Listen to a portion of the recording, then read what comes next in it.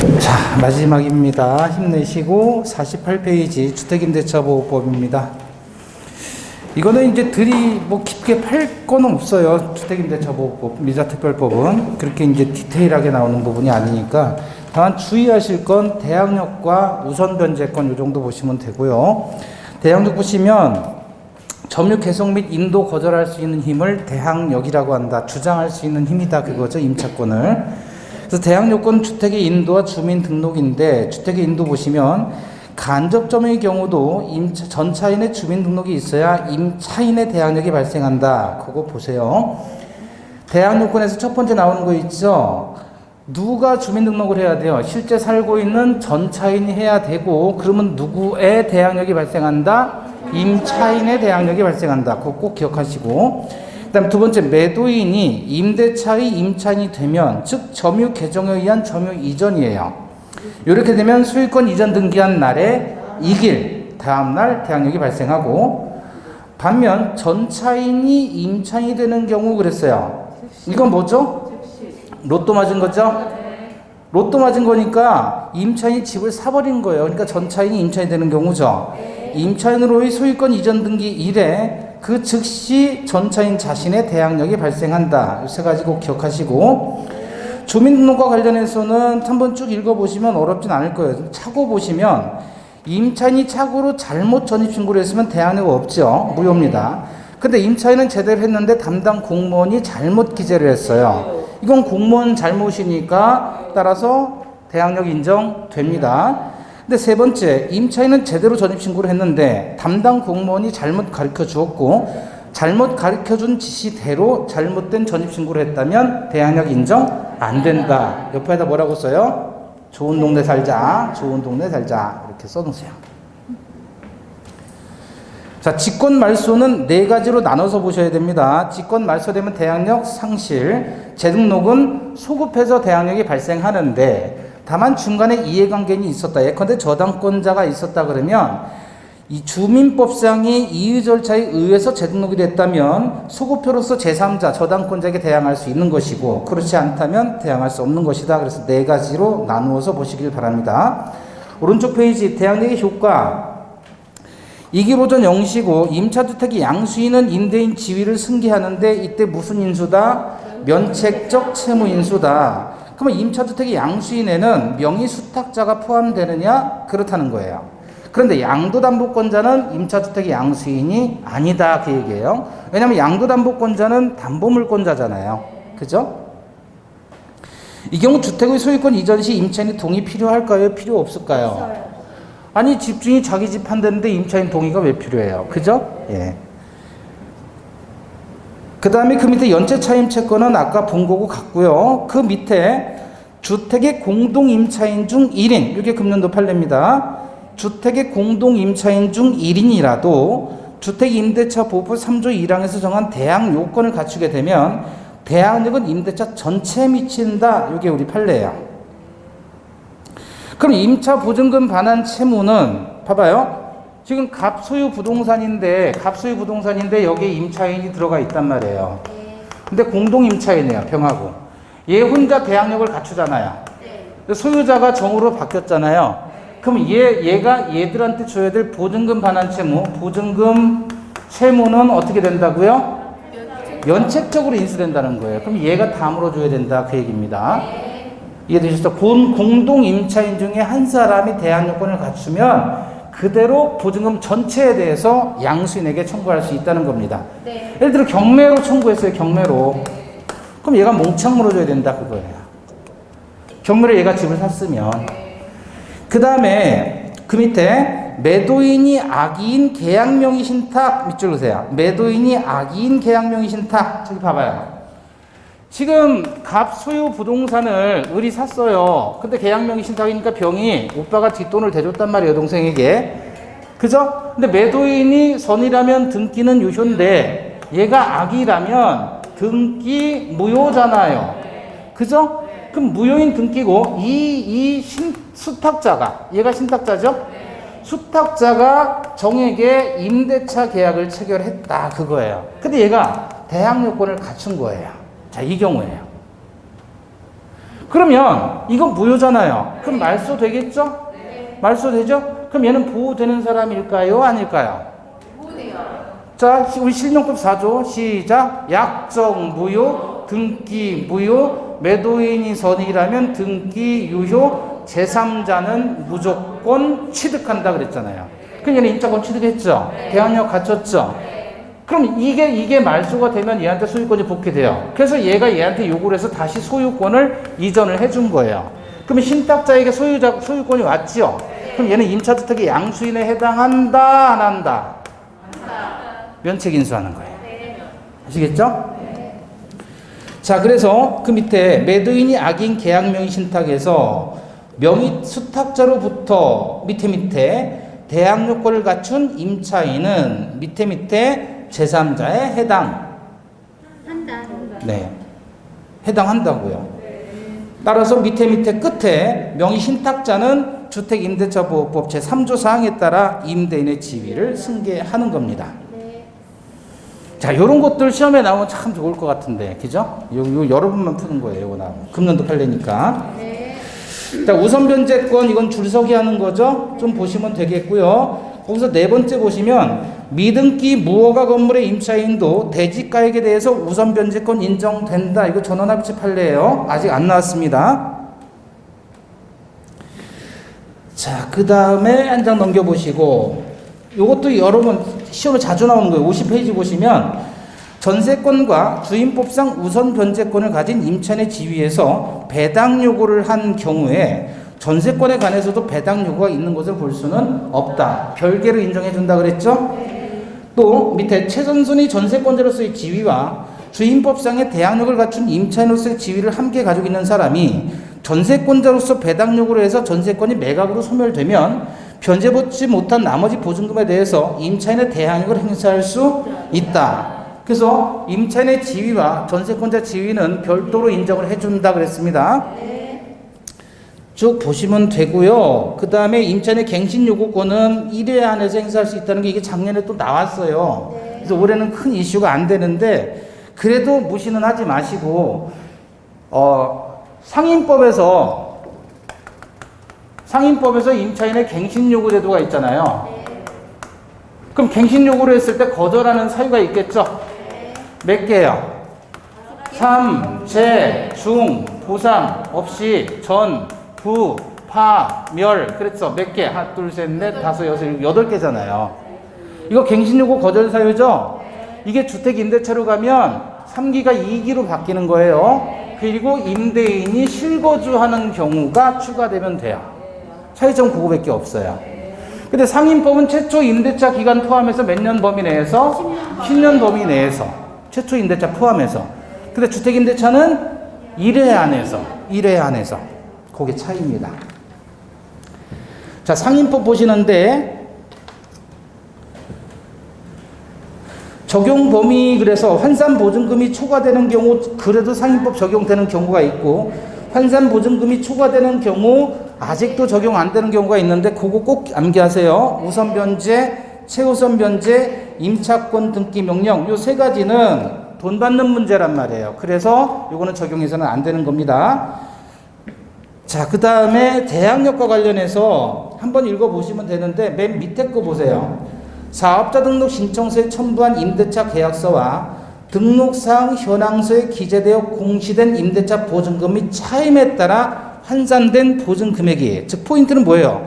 공시된 임대차 보증금 및 차임에 따라 환산된 보증금액이 문제예요. 이게 그 상인법 적용 대상이 되기 위한 보증금 한도를 초과한다면 상인법 적용된다, 안 된다? 안 된다. 대항력 주장할 수가 없다는 겁니다. 그러면 실제는 자, 서울 지역에서는 환산 보증금액이 얼마 이내예요? 9억 이하일 때 상인법이 적용되죠. 근데 실제 금액은 예를 들어서 실제 금액은 8억이에요. 근데 공시된 환산 보증금은 9억 5천이에요. 서울에서. 실제 내는 것하고 공시된 거하고 다르단 말이에요. 그럼 뭐에 따라서 간다? 공시된 거에 따라서. 실제 가지고 따지는 게 아니고. 아시겠죠? 네. 자, 그 다음에 넘겨보시고 52페이지. 상인법도 똑같이 대항력 인정되겠죠? 그럼 임차주택의 양수인은 임대인의 지위를 승계한다는 규정 이해하시죠? 그 상인법 똑같이 있어요. 상인법상 대항력권을 갖춘 임차인이 있다면 그 임차 건물의 양수인은 임대인의 지위를 승계하지요. 근데 그 건물 양수인이 상속인이라면 어떨까요? 승계한다. 바로 그 얘기입니다. 그래서 상속에 따라 임차 건물의 소유권을 취득한 자는 상인법 제3조 2항에서 정한 임차 건물의 양수인에 해당한다. 그 얘기입니다. 다음에 우선 변제, 최우선 변제 보시면 되고, 법정 갱신과 관련해서요. 두 번째 보세요. 첫 번째 보시면 임차인이 기간 만료 전 6월부터 1월까지 갱신 요구한다 그랬죠. 주택임대차는 요게 2월로 바뀝니다. 6월부터 2월. 두 번째, 최초 임대차 기간 포함해서 10년 내에 갱신 요구할 수 있어야 되죠. 여기서 최초 임대차 포함해서 10년 내에 갱신한다 그러면 갱신 요구하는 건 최장 몇 년까지라는 거예요. 임차인이 갱신 요구해서 갱신되는 기간은 최장 몇 년이다? 10년 범위 내에서 그랬잖아요. 10년 범위 내에서 임차인이 세입자가 갱신을 요구할 수 있다 그랬잖아요. 그럼 임차인이 갱신 요구해서 갱신되는 기간은 최장 몇 년이다? 10년이다 그거잖아요. 여기까지 이해됐죠? 그런데 법정 갱신 제도는 갱신 요구하고 다르죠? 자동 재계약되는 거잖아요. 그럼 법정 갱신 됐을 때에도 10년 범위 내에서 가능하겠느냐 이거예요. 법정 갱신도 요 10년의 제한을 받겠느냐 그 얘기예요. 갱신 요구하는 건 10년을 넘을 수 없는 거예요. 근데 이 법정 갱신은 자동 재계약되는 거잖아요. 10년 넘어도 되느냐 안 되느냐 그 말이에요. 갱신 요구할 때는 10년을 넘을 수 없다라는 제한을 붙였잖아요. 법정 갱신도 그 10년을 넘을 수 없느냐 그 얘기예요. 넘을 수 있다는 거예요. 그러니까 이 제한이 여기에는 적용되지 않는다는 겁니다. 그게 어떻게 표현되냐면 거기 밑에서 두 번째 체크한 거 보시면 상인법 제10조 2항의 10년 갱신 요구 제한 규정은 10조 4항에서 정하는 법정 갱신에 적용되지 않는다라고 표현하는 거예요. 이 말은 무슨 말이에요? 법정 갱신할 때는 10년을 넘어도 된다. 갱신 요구할 때는 10년을 넘으면 안 되는 게 10조 2항의 내용인데 법정 갱신을 얘기한 10조 4항에는 적용되지 않는다 그겁니다. 자, 권리금 회수기에 보호 나오는데 임대인의 방해 행위 세 가지죠? 요구 못하 네 가지. 요구 못하게 구액으로 보증과 차임을 받고 계약 체결을 거절한다. 이렇게 암기했어요. 그런데 갱신 요구를 거절할 수 있는 정당한 사유가 있다면 이때는 갱신 요구 거절해도 되는데 그게 의자 선택이 18개월 이상 그랬잖아요. 그죠? 자, 거기 두 번째 체크 보시면 임대인이 차주신 분과 계약을 체결할 수 있는 정당한 사유. 차주신이 뭐예요? 임차인이 주선한 신규 임차인. 이 사람과 계약 체결을 거절할 수 있는 정당한 사유는 의무 위반, 자력이 없는 경우, 임대인이 선택한 신규 임차인과 계약을 한 경우, 그 다음에 1년 6개월 이상 영리 목적으로 사용하지 않은 경우 나왔잖아요. 네. 자, 1년 6개월, 18개월 이상 영리 목적으로 사용하지 않았을 때 그때 갱신 요구 거절해도 된다는 거죠. 네. 누가 사용하지 않은 경우를 얘기할까요? 네. 임차인이 사용하지 않은 경우예요? 임대인이 사용하지 않은 경우예요? 임대인이 사용하지 않은 경우입니다. 그래서 그 밑에 밑줄근데 둘째 줄 보시면 10조의 4제 2항 3호에서 정하는 임대차 목적물이 상가 건물 1년 6개월 이상 영리 목적으로 사용하지 아니한 경우는 네모 누가? 임대인이 영리 목적으로 사용하지 않은 경우를 얘기하고 밑에 밑줄 보시면 설령 상가 건물의 소유권이 변동되었어도 마찬가지라는 거예요. 자, 여기 봐봐요. 갑 소유 상가 건물인데 임차인이 있음에도 불구하고 얘가 예를 들어 8개월을 영리 목적으로 사용을 안 했어요. 근데 소유자가 바뀐 거예요, 병으로. 근데 얘도 또 8개월을 영리 목적으로 사용하지 않았다. 그럼 8이 16. 16개월? 16개월. 아니에요, 10개월. 18개월이었으니까. 그러면 얘가 소유자가 된 다음에 10개월 동안 또 사용을 안 했다는 말이에요. 그러면 이런 경우라면 전 임대인도 8개월 사용 안 했고 새로운 소유자도 10개월 동안 사용 안 했다면 임차인이 기존에 만들어 놓은 상권을 이용해서 권리금을 빼들어 갈 생각은 없는 거 아니냐 그거예요. 결국 1년 6개월, 즉 18개월 동안 사용하지 않은 경우는 임대인이 사용하지 않은 경우로 명확하게 못을 박았습니다. 금년도 판례에서 소유자가 바뀌어도 합산해서 1년 6개월, 18개월이에요. 합산해서. 자, 테마 42 가등기 담보법입니다. 일단은 적용 안 되는 거 리자로 끝나는 말은 했잖아요. 미달이, 안되리, 소비대차, 안일이, 담보물권, 안되리. 이 담보물권은 뭐예요? 전부 저질, 전세권, 저당권, 질권. 자, 미달이 이야기를 했는데 이런 거 한번 보셔요, 여러분. 갑소유 부동산인데 얘가 2억이에요. 그러면 선순위 저당권이 1억 5천이 있어요. 그리고 을이 얘한테 1억 원을 빌려줬어요. 자, 그럼 이건 미달일까요? 아닐까요? 미달이 되면 가담법 적용 안 돼요. 초과가 되는 경우에 한해서 가담법 적용되는 거예요. 자, 미달이다, 초과다. 선순위 저당권이 1억 5천이 있죠. 그리고 얘가 1억 원 빌려줬죠. 실제 1억 원 빌려줄 당시 담보 가치는 얼마예요, 이거? 2억에서 5천, 1억 5천 빼니까 5천밖에 안 되는 거죠. 그럼 이거는 미달이 되는 거예요? 초과되는 거예요? 이거는 미달이 되는 거예요. 그죠? 그러니까 이건 가담법 적용 대상이 아니다, 그거예요. 그래서 선순위 저당권이 있을 때는 빼고 계산해야 된다, 그 얘기입니다. 두 번째 나온 게 그거예요. 가등기 담보 설정 당시 선순위 저당권이 설정된 경우 저당권의 피담보 채권액을 공제한 목적물의 가액이 가등기 담보권자의 채권액을 초과한 경우에 한해서 적용되니 이 경우는 미달이 된 것이니까 가담법 적용 안 된다, 그 얘기입니다. 넘겨보시고, 자, 가담법에서는 실행의 방법, 청산 방법이 귀속 청산과 처분 청산 두 가지가 있고, 귀속 청산할 때는 3단계, 실행의 통지, 청산기간 경과, 소유권 취득, 이렇게 3단계로 취득을 하게 되죠. 실행의 통지는 2번을 합니다. 제1통지는 채무자 등에게 하고, 제2통지는 누구에게 해요? 후순위자에게. 채무자 등에게 제1통지를 해야 되는데 통지하지 않고 본등기하면 무효입니다. 청산금이 없어도 통지해야 되고 구두로 해도 상관없어요. 2개 이상의 부동산이라면 각 부동산에서 소멸시킬 채권액과 비용을 명시해야 됩니다. 그리고 실행에 통지했을 때 청산금 평가액은 주관적 평가액이라도 무방하다. 이건 다 기억하셔야 돼요. 가등기 담보권자가 담보권 실행을 위해서 실행을 통해서 우선 변제받는 피담보 채권이 범위가 확정되는 기준 시기는 평가액 통지시다. 두 번째, 이 통지를 해야 되는데 이건 후순위자에게 거스름돈 알려줘야 돼요. 니들도 와서 나한테 받아라, 그 얘기예요. 근데 만약에 후순위자에게 통지하지 않았다면 이중 지급의 책임을 질 뿐 채무자가 실행을 거부할 수는 없다. 이게 무슨 말이냐면 후순자에게 또 줘야 된다, 그 얘기예요. 이중 지급의 책임을 부담한다. 그러니까 실행의 통지 1통지 채무자에게 하지 않으면 청산 절차 진행이 안 되지만 후순자에 대한 통지는 안 해도 그만이란 말이에요. 다만 또 줘야 된다.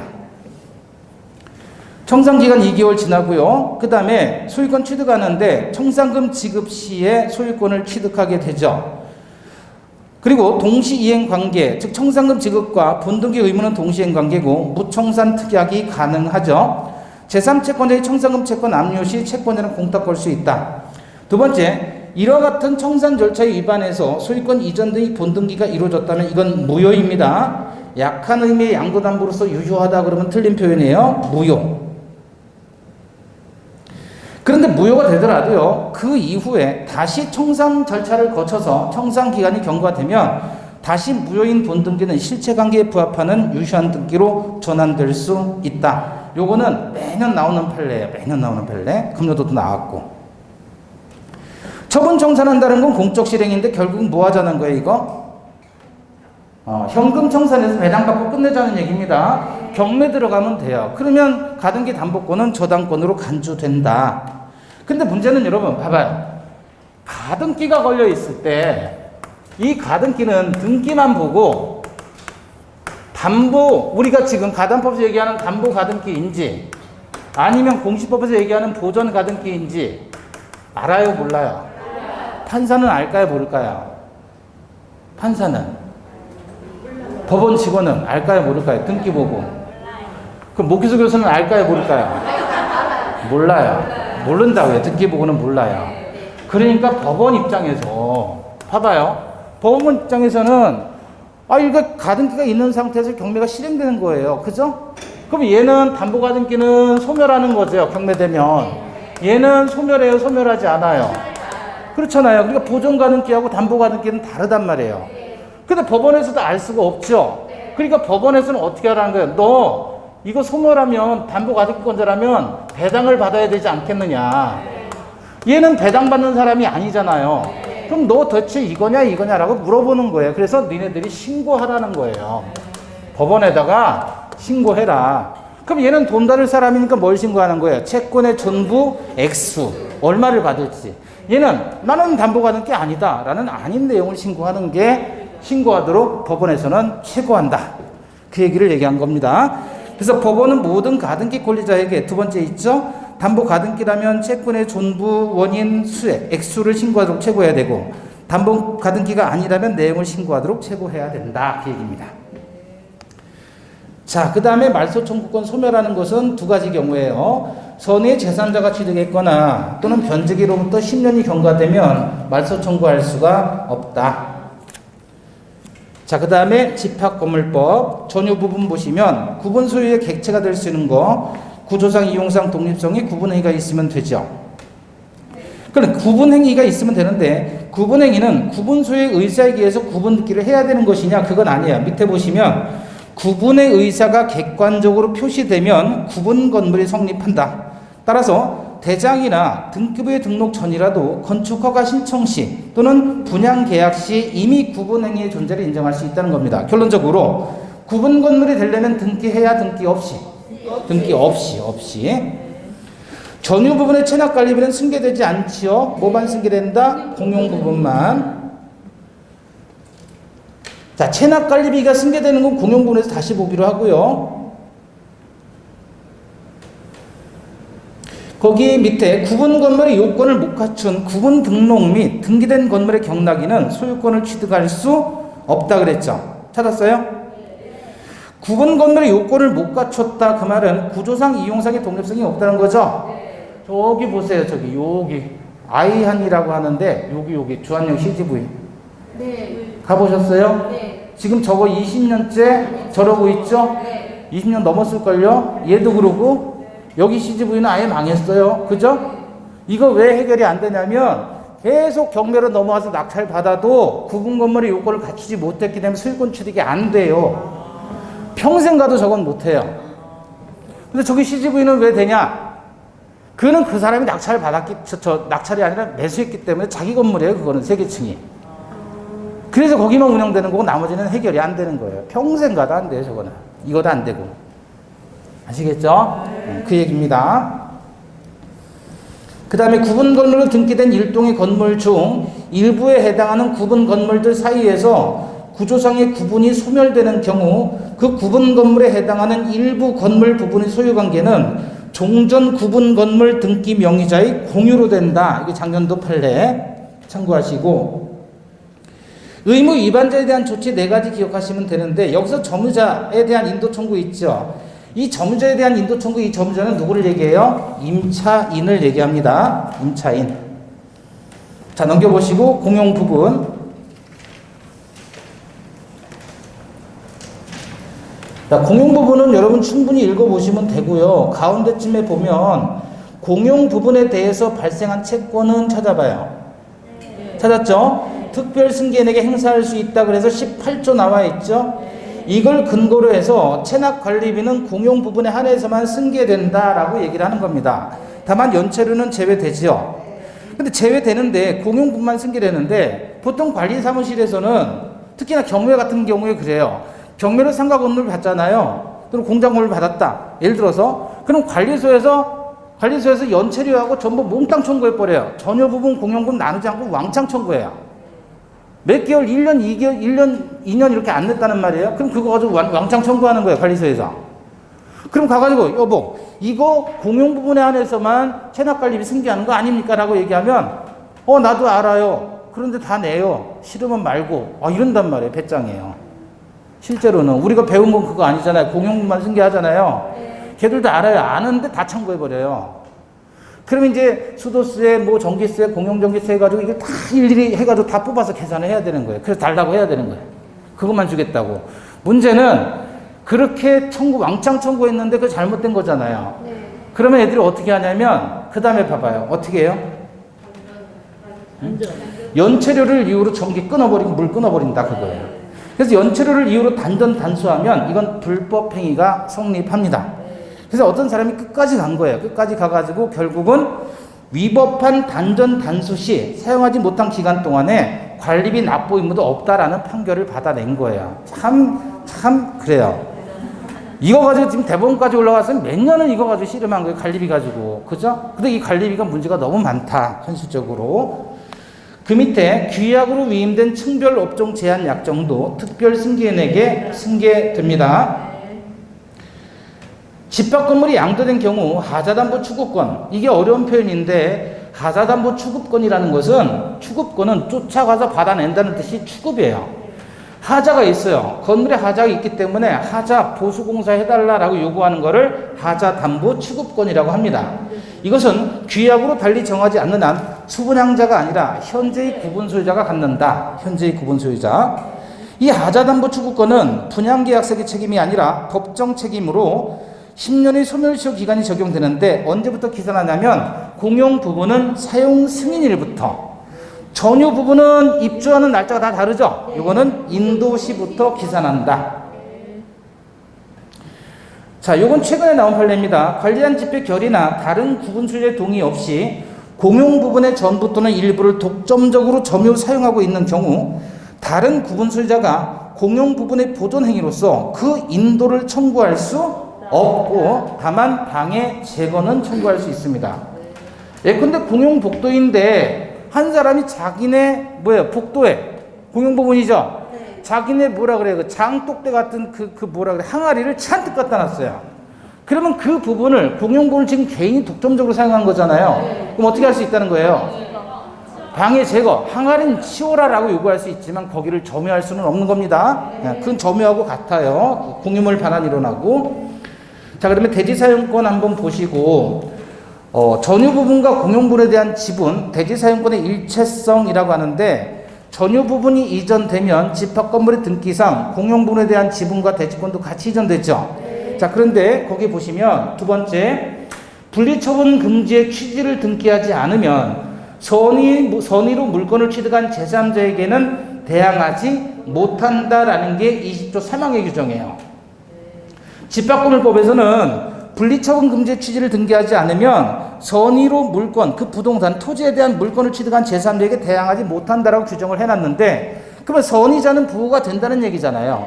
여기서 말하는 선의의 제3자란 누구냐라고 했을 때 선의의 개념을 선의란 분리처분 제약의 존재를 모르는 것이 아니라 집합건물의 대지 자체를 모른다는 것을 의미한다는 게 판례입니다. 이것도 여러 번 나왔던 거예요.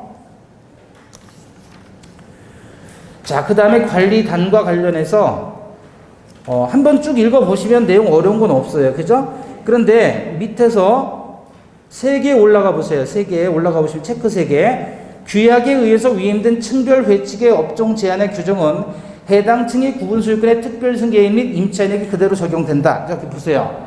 이제 밀리오레 같은 경우에 층별로 구분소유자가 예컨대 50명씩 있다. 그러면 전체 규약을 만들려면 전체 구분소유자가 다 나와야 되죠.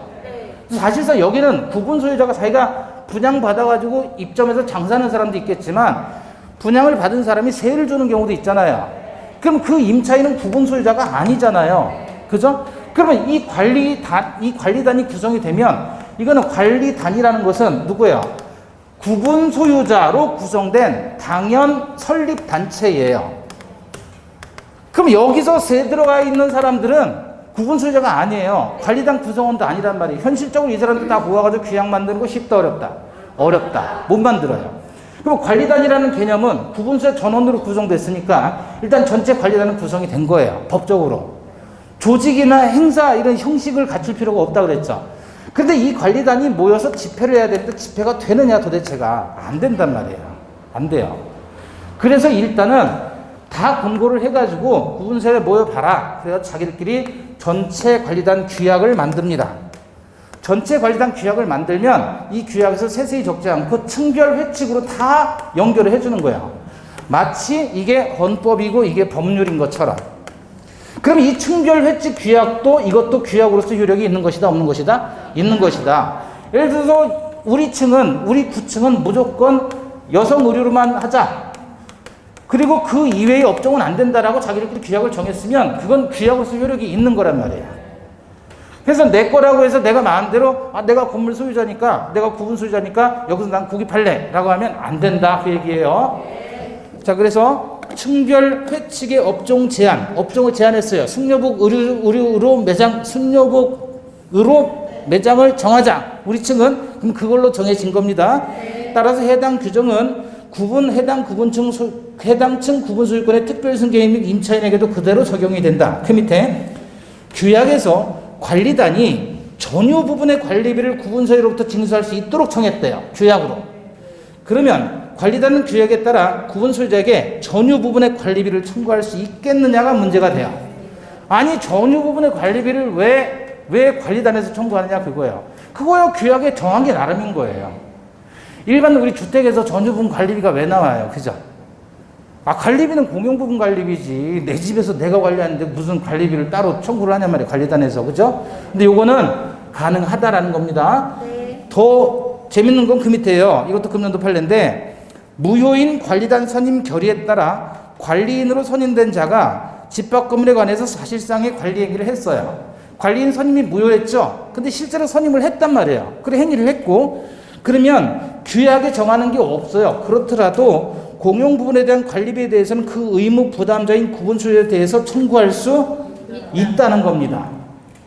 상식적으로 생각해 봐요. 애시당초 아파트 입주했단 말이에요. 입주했을 때 관리단이 구성도 안 돼 있고 회장도 안 나왔어요. 그럼 누군가는 청구해야 되겠죠. 네. 규약도 없는 상태에서. 네. 그럼 사실상 공용 부분 엘리베이터 썼을 거 아니에요. 네. 그럼 비용은 내야 되겠죠. 네. 따라서 규약에 규정이 없더라도 당연히 돈은 내야 되는 것이다라는 게 판례예요. 이해가 되시죠? 네. 그럼 이거 가지고 문제 낼 때는 어떻게 내겠어요? 만약에 되면 없다. 무효인 관리인 선임 결의에 의해서 사실상의 관리 행위를 했다면 규약에 정함이 없는 경우일 때 관리비를 부담하지 않아도 된다. 이렇게 나오면 틀린 거죠. 꼴딱 넘어가겠죠? 자, 그 다음에 재건축 한번 읽어보시면 됩니다. 마지막으로 이제 실명법 보시면 여기서도 금년도에 재밌는 판례가 몇 개 나왔어요. 일단 신탁행위론 그러면 이거는 유효한 명의신탁일 때 대외적으로는 수탁자 소유, 대내적으로는 신탁자 소유다. 그래서 대내적 소유자는 신탁자, 대외적 소유자는 수탁자다 그랬습니다. 그래서 소유권의 관계적 귀속이라고 얘기를 했고 대내적 소유자 신탁자, 대외적 소유자 수탁자.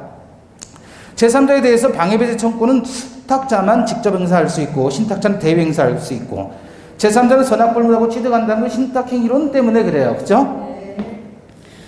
그 다음에 실명법의 유예기간을 정해놨어요. 법을 만들면서 기존에 실명 등기 안 한 사람들 다 실명 등기 전환해라. 그래서 유예기간을 줬는데 경과 이후에 신탁자는 명의신탁 해지를 원인으로는 소유권 이전 등기 청구할 수가 없습니다. 실명법 시행 경과 후에는. 왜냐하면 실명법이 시행되면 명의신탁은 무효가 돼버립니다. 무효니까 해지할 수가 없는 거예요.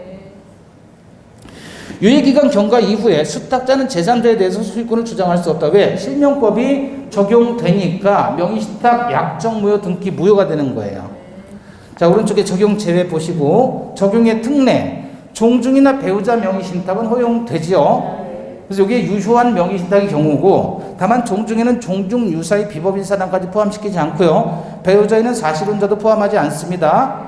실명법 4조의 해석 약정 무효 등기 무효, 매도인이 선이라면 등기 유효, 제3자는 무조건 취득. 자, 이자간 명의신탁 보시면 약정무효 등기 무효니까 명의신탁 해지를 원인으로 신탁자가 수탁자에게 소유권 이전 등기 청구할 수 없다 그랬죠.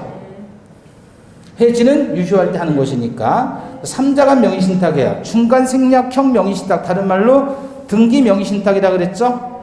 자, 이거는 대위에서 말소를 청구할 수 있다 그랬어요. 자, 여기 보시면 중간 생략형 명의신탁.